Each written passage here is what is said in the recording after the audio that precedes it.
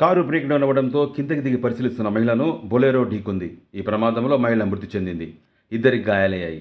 డబిల్పురకు చెందిన అమిత్ కిరణ్ భార్య కృతిక, 3 ఏళ్ల మాధవ్ అమిత్ కిరణ్ తండ్రితో కలిసి తుర్జాపూర్ అమ్మవారి దర్శించుకుని తిరిగి వస్తుండగా కుకట్పల్లి వద్ద వారి కారు బ్రేక్ డౌన్ అయింది. కారు దిగి పరిశీలిస్తున్న ఆమెను బొలెరో వాహనం వేగంగా వచ్చి ఢీకొనడంతో మరణించింది. ఈ వీడియో సోషల్ మీడియాలో ప్రస్తుతం వైరల్ అవుతుంది. ये न्यूज़ को पेश करते हैं हैदराबाद होम अप्लायंसेस।